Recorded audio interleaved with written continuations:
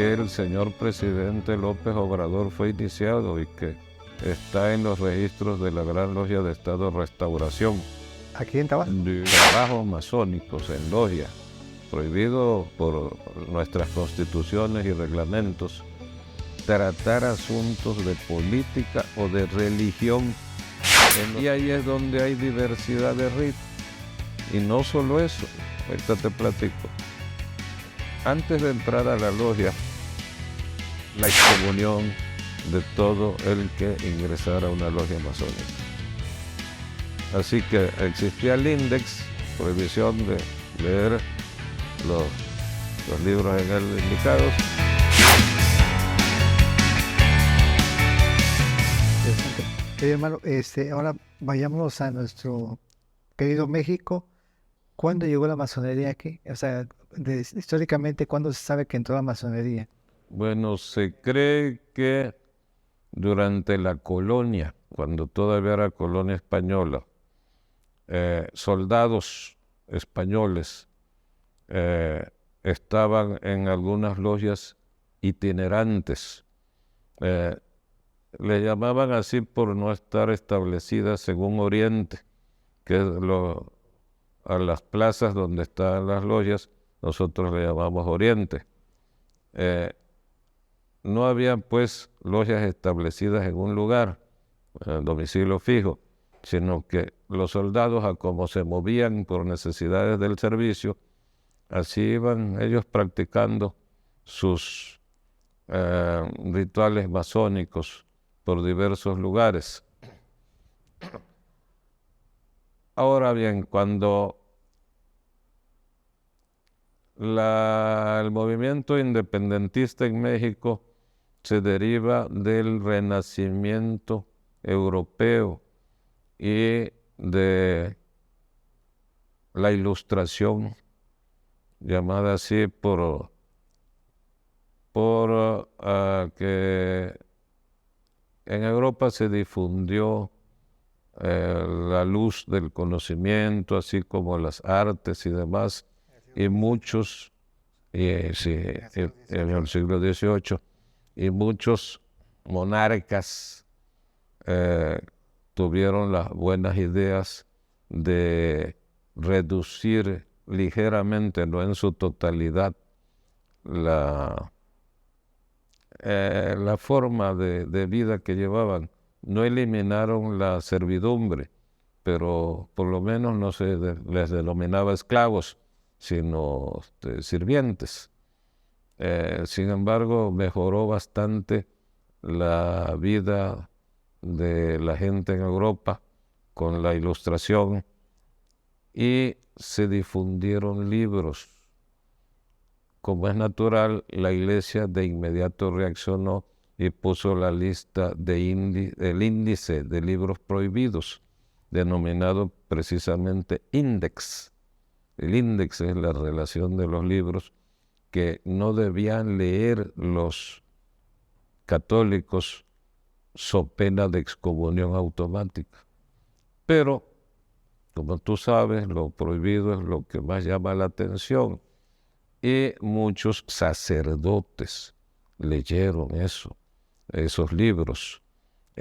Aquí volvemos a la cosa de los estuardos. Cuando ya no estaban en el trono los estuardos, no se quedaron con los brazos cruzados. Uno de ellos, el príncipe Charles el Bonito, que así le llamaban en aquella época, porque a todos los reyes y hasta los que no lo eran les ponían un apodo.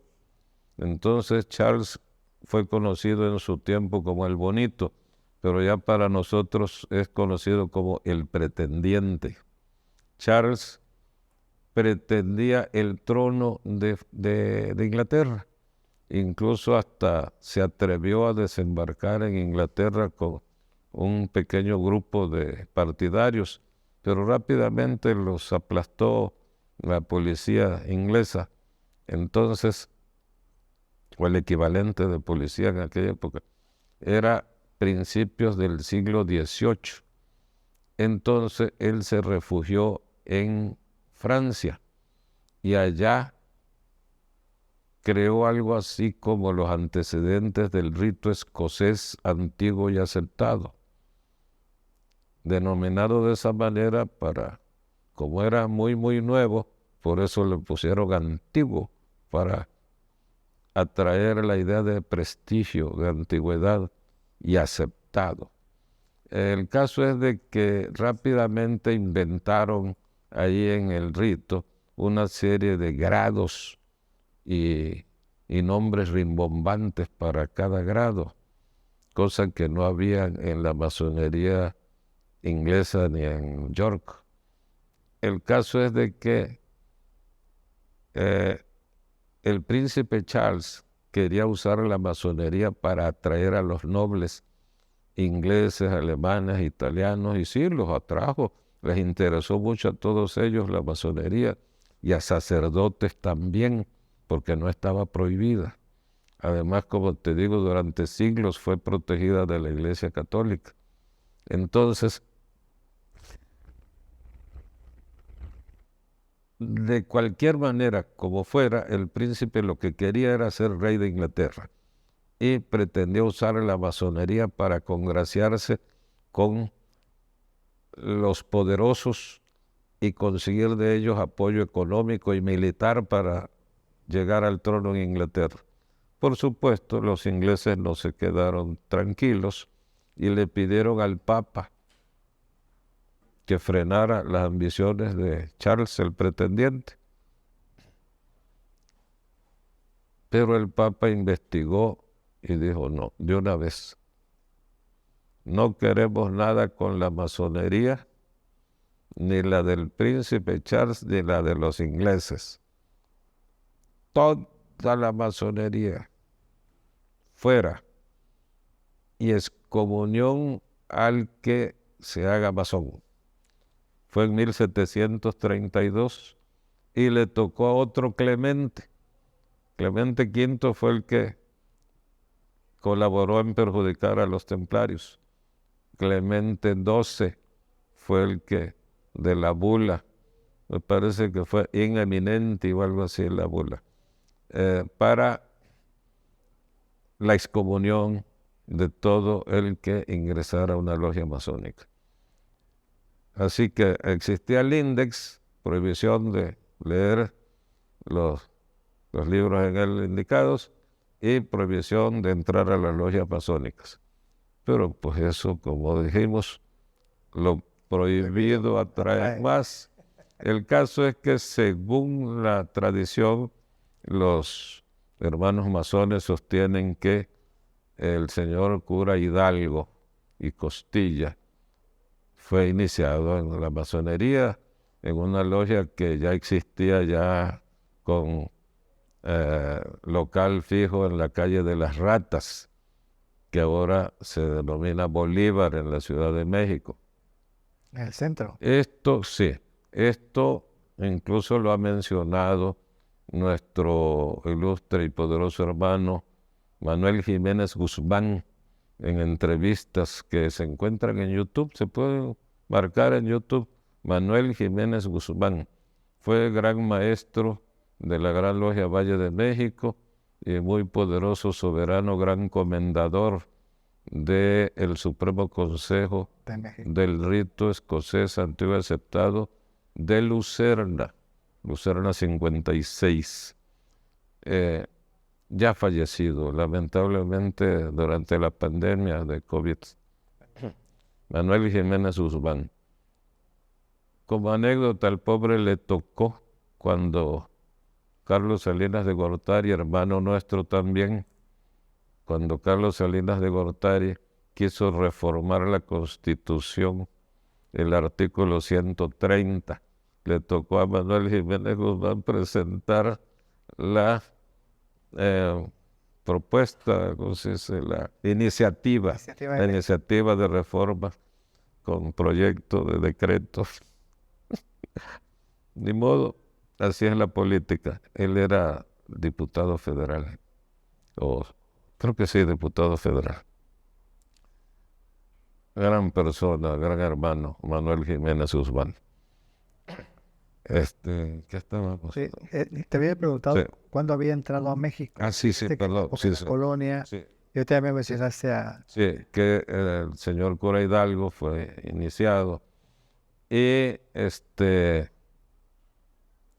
no hay casi información de antes de la independencia. Solo, eso sí, a grandes rasgos, que durante el tiempo inmediato posterior a la independencia, existieron en México ya logias de los ritos de York y del escocés. Era muy marcado que las de York las dirigía el embajador de los Estados Unidos, Joel Poinsett. Es un apellido que a mí me suena como francés, pero aunque se escribe Point, no lo pronuncian como francés, que sería Poinsett, sino que lo pronuncian así, Poinsett. Como curiosidad, a ese apellido y de ese embajador gringo se refiere el nombre oficial latino de la flor de Nochebuena. Él conoció acá en México la flor de Nochebuena y la llevó a los Estados Unidos. Por eso se le denomina poinsettia.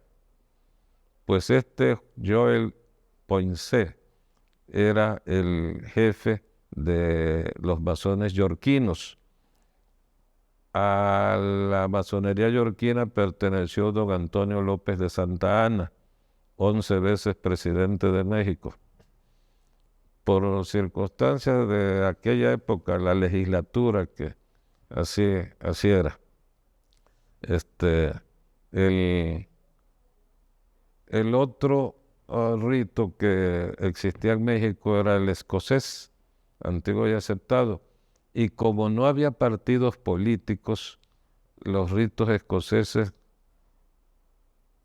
hacían la función de partidos. Entonces los de York eran, por supuesto, por la influencia norteamericana, partidarios de la República. Querían que México fuera una república federal. Y los escoceses en aquella época eran partidarios de una monarquía, obviamente independiente de España, pero que fuera el mismo sistema monárquico o por lo menos república centralista, república central, como lo fue después con don Antonio, que aunque yorquino, estableció la República Central, don Antonio López de Santa Anna. Ocurrió pues que con esas diferencias que había entre mexicanos, los conservadores en el rito escocés, que ahora es todo lo contrario, ahora son liberales, y los liberales en el de York. Entonces, como alternativa, surgió en México el rito nacional mexicano, benemérito rito nacional mexicano, que está algo enfocado hacia las ideas de la masonería francesa. Por eso ellos no dedican sus trabajos a la gloria del gran arquitecto del universo, como hacen los escoceses, los de York, sino que dedican sus trabajos al triunfo de la razón y al progreso de la humanidad, cosa que parece también muy buena y que realmente, como dijimos al comienzo de esta plática, la masonería quiere que sea por amor a la humanidad. Entonces parece muy bueno este eslogan, por decirle de alguna manera, del rito nacional mexicano, que fue la alternativa para quienes querían realmente trabajar masonería en las logias, no hacer política. Claro, ya todo eso fue superado. Ahora los problemas son distintos. Sí. Hermano, hemos estado mencionando ritos, pero en sí, ¿qué es un rito? O sea, porque ya mencionamos el el de York, el de Sí, escocés, antiguo aceptado, sí. ahorita el de rito nacional mexicano, pero ¿qué es un rito? Es una corriente, Habíamos hablado, sí, de la masonería, sus inicios, sí, los constructores, los gremios, sí. eh, los esotéricos que encontraron apetecible el secreto profesional de los gremios. Pero en algún momento ocurre que hay disensión. Al respecto, podemos hacer una analogía con las payasadas de un actor muy apreciado en México, Chespirito, que en sus cuentos de la televisión dice, síganme los buenos. Eso de síganme los buenos ha sido mucho, no solo de las logias masónicas, de los gnósticos también. El gnosticismo se atomizó por aquello de síganme los buenos. Cada vez que alguien sentía que el grupo se estaba desviando de lo correcto y que no le tomaban en cuenta, decía, ya están mal, vengan conmigo los buenos, formemos otro grupo.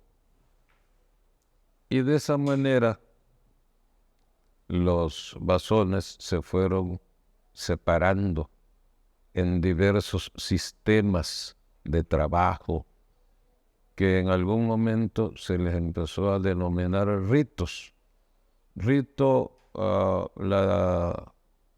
el significado de la palabra se refiere a formas de llevar una ceremonia, de hacer cosas, actuaciones, pero es la palabra que se usa en las logias para diferenciar los diversos sistemas. Hay que puntualizar aquí algo que confunde mucho, mucho a los masones y que incluso ha aparecido en literatura masónica equivocadamente. Que si tal logia es del rito X, pero hablan de logias que trabajan los grados primero, segundo y tercero, que son aprendiz, compañero masón y maestro masón. Y no puede ser así. La masonería de esos 3 grados universalmente debe ser lo más homologada posible, igual, lo más idéntica posible, sin sujeción a rito alguno. De esa manera, lo más correcto es decir, logia fulana de tal, de antiguos, libres y aceptados masones. Antiguos, pues ya mencionamos el origen, por qué. Y la palabra se ha usado incluso hasta contradictoriamente. Libres. Se supone que somos hombres libres y de buenas costumbres. Digo se supone porque esa libertad antiguamente se refería a no ser esclavo o no ser sirviente de alguien, pero la libertad absoluta del ser humano no se ha conseguido. En la actualidad existe otra forma de no ser libre, una esclavitud financiera que es a través de tarjetas de crédito, tarjetas de tiendas departamentales, préstamos para automóvil, préstamos para vivienda, formas todas de tener sujeto, si no esclavizado al antiguo, si esclavizado financieramente al individuo. Entonces, decimos, hombres libres y de buenas costumbres. Entonces las logias son de antiguos, libres y aceptados masones. Todas deben ser así a través de todo el mundo, aunque no haya masonería en todo el mundo. Ya luego hablaremos de por qué. Entonces, los ritos son del más allá del tercer grado. O sea que después del tercer grado, que es maestro masón, hay grados llamados filosóficos para distinguirlos de los primeros tres que son llamados simbólicos. Pero eso no quiere decir que los simbólicos no sean filosóficos también. Es solamente una manera de distinguirlos. Entonces, los grados filosóficos, que también son simbólicos, porque cada grado que se le otorga al masón simboliza un ascenso en su nivel de conciencia, real o imaginario, pero ese es el nuevo grado que recibe un hermano. Simboliza un ascenso en su nivel de conciencia, una mejoría para servir a la humanidad. Como te digo, real o imaginario, porque puede ser y no ser, o puede ser que uno realmente haya mejorado y que después se caiga. El pozo de los vicios. Así es. Pero los ritos entonces son aparte de los primeros tres grados. Y ahí es donde hay diversidad de ritos. Y no solo eso, ahorita te platico. Antes de entrar a la logia, ya tengo 42 años de iniciado, los cumplí ayer, Ayer. 19 de mayo del 23. Lo estamos celebrando. Muy buena celebración que te agradezco infinitamente. Excelente, hermano, excelente. Los ritos entonces, antes de que yo me iniciara, ya leía yo algunos libros de masonería, porque obviamente la masonería no es secreta y se venden libros de masonería a todo el que los quiera adquirir libremente por correo. En aquella época se vendían por correo y en las tiendas, ahora en Amazon, en Mercado Libre, etcétera. El caso es de que había ya leído el libro negro de la francmasonería de Serge Reynaud de la Ferrière y ahí había una lista de ritos. Me parece que eran 103 ritos. 103. Sí, los que estaban más o menos reconocidos y habían llegado a tener cierta importancia, porque los demás no estaban en la lista. Curiosamente, en el budismo se habla de los 103 partes del collar del señor Buda y 103 vidas, que es el límite de vidas que tiene un ser humano. Y en el budismo pretenden no volver a vivir, no quieren volver a vivir. O sea, Quieren vivir la vida de manera que ya hayan aprendido, que ya hayan pasado los exámenes y no volver a esta vida, no volver a vivir. Ese es el objeto del budismo. Pero para no salirnos de la idea. Los ritos entonces, 103 menciona, me parece recordar, el doctor de la Ferrière. Y yo los tenía más o menos, que si rito escocés rectificado, rito escocés antiguo aceptado, rito de Memphis y Misraim, rito de Swedenborg, el rito Zinzendorf, que es donde estuvo nuestro ilustre hermano Mozart, el gran Mozart, el músico. Pero lo que no sabía yo, y lo supe ya que estaba dentro de la masonería, es allá nuestros hermanos asistían, ya que estaban en grados filosóficos, al rito escocés antiguo y aceptado, donde el Supremo Consejo sigue estando, en la calle Lucerna, número 56, de la Ciudad de México. Pero, ¿por qué decir Supremo Consejo de Lucerna? Pues porque había otros supremos consejos. ¿Cómo es eso? Si se supone que el Supremo es uno. No, hay más.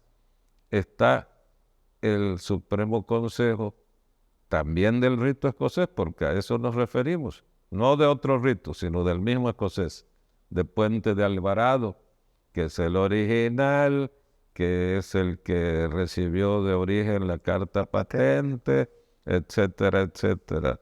Pero además está el de Edison, la calle de Edison, y está el Supremo Consejo del Norte. Ah, caramba.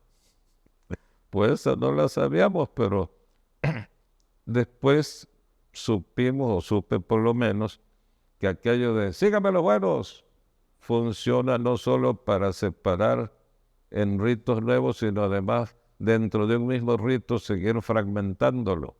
¿Por qué? Pues a veces por necesidad, a veces porque los masones, aún de altos grados, no tuvieron éxito en los trabajos sobre sí mismos y cometieron tonterías que afectaron a las logias y no les quedó más remedio a algunos decir, síganme los buenos. Y se separaron. Se separan. Claro que han habido y siguen habiendo esfuerzos por la, si no unificación administrativa, por lo menos el entendimiento entre los diversos ritos, sistemas, organizaciones, etcétera. Ya vamos a pasar a eso también. Sí. Fíjate que hace rato que comentaste de que la masonería no hay en el todo el mundo. Aunque quiero pensar que nada más en el occidente está presente la masonería, en el occidente. No, también en la India, En la India. sí, por la influencia inglesa. Ok. Rudyard Kipling fue masón, y por supuesto en la India quedó la masonería que llevaron los ingleses, y hay en muchos lugares, pero donde sí está marcadamente ausente, o por lo menos prohibido, perseguida, pero ausente, es en las dictaduras, donde no hay libertad, en algunas teocracias. Eh, Obviamente la teocracia es donde no hay una ley civil, sino que la ley eclesiástica es la misma para todos los aspectos de la vida del país. Por lo general, o no se trata de Iglesia católica, no hay teocracias católicas, las hay de otras religiones, principalmente islámicas, y en aquellos lugares no hay masonería. Oye, hermano, hay el mito, y yo voy a decir mito, y ahorita vamos a ver si es parte de la realidad, de que muchos gobernantes, ya has mencionado algunos, ya has mencionado, y algunos en la música, hombres ilustres, pero también está muy decir que los gobernantes son masones. Hace rato ya me mencionaste algunos, pero En México, en México, ¿cómo estamos? Fíjate, yo no sabía de Carlos Salinas de Gortari, ¿eh? desde los albores de la independencia, recién conseguida la independencia, Vicente Guerrero Saldaña, don Nicolás Bravo, todos ellos eran masones. De ahí en adelante, los gobernantes lo eran, unos del rito escocés, otros de York, don Antonio, que ya mencionamos, del rito de York, don Benito Juárez, del Nacional Mexicano. Muchas veces se ha mencionado que cómo es posible que los diversos ritos se descalifiquen unos con otros, y que los diversos sistemas se descalifiquen con el nombre de que no son regulares, que no cumplen con la regularidad. Y si todos le tienen un aprecio enorme a don Benito Juárez, claro que muy merecido, el grande don Benito, no dicen que era irregular. No, de ninguna manera. A don Benito no, con él no se mete eso de la regularidad o irregularidad. Yo detesto El término. ese término. Es absolutamente administrativo, no fraternal. No hay hermanos regulares o irregulares. Hay hermanos que por cuestión administrativa haya tal o cual necesaria diferenciación administrativa, pues quizás, pero que haya hermanos regulares o irregulares, lo niego absolutamente. Bueno, la verdad que qué bueno que me haces ese comentario porque es muy interesante. Entonces, bueno, Benito Juárez sí lo fue, que es Sí, el y más después representante. de él, los que Porfirio Díaz también. los que se pelearon contra él, los que estaban de su parte, Melchor Ocampo, eh, Gómez Farías, Lerdo, etcétera. Cuando nuestro hermano Porfirio Díaz le manifestó a don Benito que no estaba de acuerdo con él y que se levantaría en su contra, don Benito dijo, pues sí, haz lo que quieras. Y Porfirio perdió. Cosa curiosa, cuando le presentaron a don Porfirio un plan de rebelión para que él lo firmara, no quiso por orgullo limitarse a firmar, sino que le agregó de su puño y letra que nadie se perpetúe en el poder y esta será la última revolución. Porfirio Díaz Mori. En su momento sabemos lo que pasó. Sí, es correcto. Sí, oye, y Lázaro Cárdenas fue masón. Sí, por supuesto. Don Porfirio, Manuel Dublán, el tesorero José Yves Libantur, que fue el sucesor de Manuel Dublán, que fue el primero de los tesoreros, Venustiano Carranza, don Francisco I. Madero, nuestro paisano José María Pino Suárez, caballero de la lealtad, ¿sí? Álvaro Obregón Salido, Plutarco Elías Calles. Pero la pregunta es, disculpa, pero eran masones porque eran asiduos a las tenidas o por malletazo como a veces se dan los grados. No creo que hayan sido asiduos a las tenidas, pero ellos tenían en gran estima y aprecio a la masonería y mucha de su actuación pública la basaron en conceptos masónicos, especialmente don Benito Juárez. Algunos quizás malinterpretaron ciertas situaciones de la masonería con la religión. La masonería no está en contra de ninguna religión, absolutamente. Lo que sí la masonería pretende combatir y ha combatido en su momento es la tiranía, la falta de libertad. Y cuando los religiosos, los teólogos, los clérigos se han unido con el poder tiránico, pues obviamente la masonería al combatir la tiranía ha combatido el paquete entero, los teólogos, los clérigos, aliados. A los tiranos. Sí, que eso ocurrió desde el principio con Constantino, cuando se unió la clerecía con Constantino, y en muchos casos más. Pero no está la masonería en contra de religión alguna, de ninguna. Es más, la masonería lleva muy buenas relaciones con las diversas iglesias en Estados Unidos y en Europa.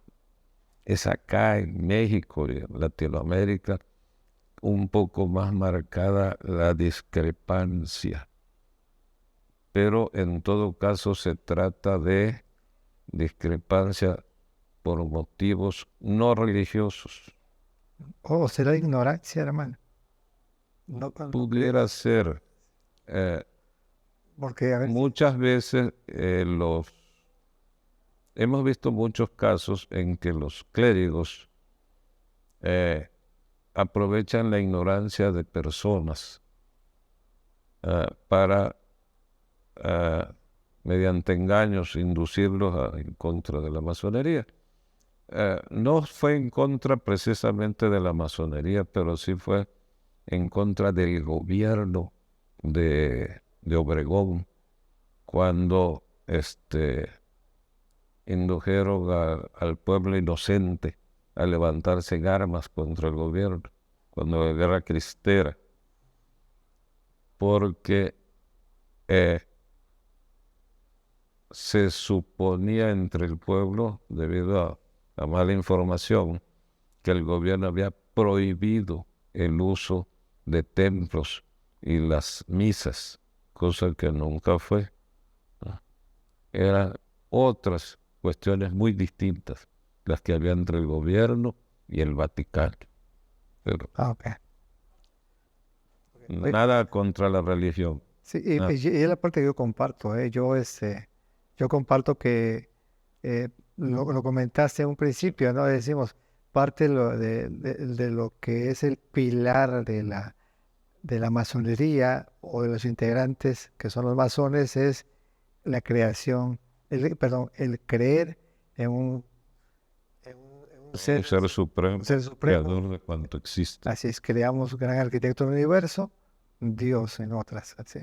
Sí, Y está prohibido dentro de nuestros trabajos masónicos en logia, prohibido por nuestras constituciones y reglamentos, tratar asuntos de política o de religión en los trabajos masónicos.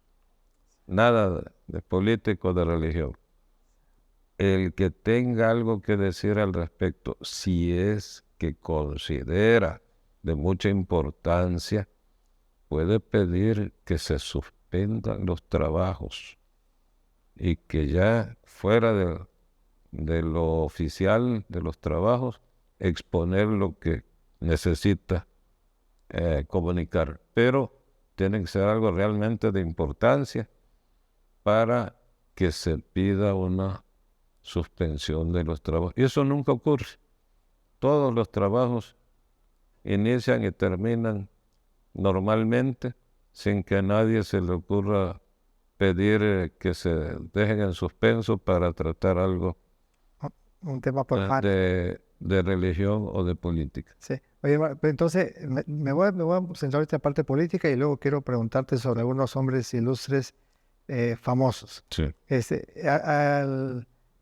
Siguió la tradición de que los presidentes fueron masones, Luis Echeverría. No, Ya- ni Luis Echeverría ni López Portillo, ni Miguel de la Madrid. ni Miguel de la Madrid. Carlos Salinas de Gortari sí. Sí fue iniciado. Él fue iniciado en la logia Fleming 42, donde lo inició Carlos Vázquez Rangel.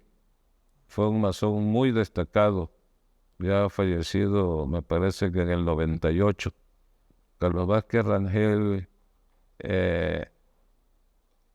constituyó la Organización Masónica Mexicana, que todavía existe con el nombre de Orden Masónica Mexicana, donde el principal es un gran masón, Jaime Ayala Ponce, Lo he escuchado. un gran masón, autor de 5 libros, que son 3 tomos de la introducción a la francmasonería, un diccionario esotérico y uno de sociología y política y economía, que se llama El líder que esperamos. Ese es bastante anterior a la elección de nuestro presidente López Obrador. Fue bastante anterior el libro. Y es muy apreciado ese libro en varias universidades que se lo prescriben a los alumnos para efectos de cosa docente, como libro de texto. El líder que esperamos. Él no vende ese libro, lo tiene libremente de acceso digital. Yo lo tengo en digital, te lo voy a mandar a tu correo. Te lo voy a agradecer, hermano. Sí. Ahora, Celia Gordales Cedillo no es masón, no es iniciado, ¿no? No. Y de ahí, Los anteriores, sí, Adolfo López Mateos, Adolfo Ruiz Cortines, Miguel Alemán Valdés. Me preguntaste de Lázaro Cárdenas del Río, por supuesto, un gran masón. sí, Es su sucesor, Ávila Camacho. y por qué ya, bueno, hasta la fecha, después de salir de Gortari, nadie más ha sido masón. O sea, Yo creo que no. Ahora, Manuel Jiménez Guzmán, que ya mencionamos, dice en una de sus entrevistas que se encuentra en el YouTube que el señor presidente López Obrador fue iniciado y que está en los registros de la Gran Logia de Estado Restauración. aquí en Tabasco. Dice Manuel Jiménez Guzmán. Sí. Debe tener fundamentos para haberlo dicho. Hay muchos que sí, fíjate, yo quería llegar hasta ahí Sí. y que lo relacionan por las frases que ha mencionado. Ha mencionado la Es un fraternidad, gran liberal. sí, ha mencionado que la fraternidad universal y otro símbolo por ahí que hace. Su política es muy, muy masónica. Entonces, como lo ha dicho Manuel Jiménez Guzmán, yo entiendo que sí debe haberse iniciado. Pero si no hubiera estado iniciado, habría que reconocerle por lo menos que es de esas grandes personalidades que son masones aún sin haberse iniciado en una logia. Es correcto. Es que de esos tenemos muchos, ¿verdad?, en la sociedad, Sí los que hay, son donde se jalan sí los hay. para formar, para iniciarlos.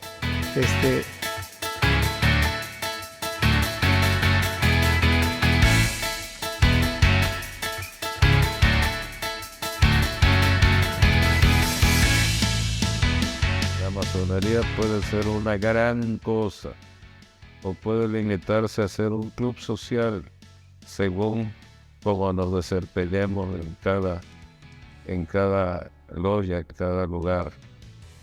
Pero de qué buena sí.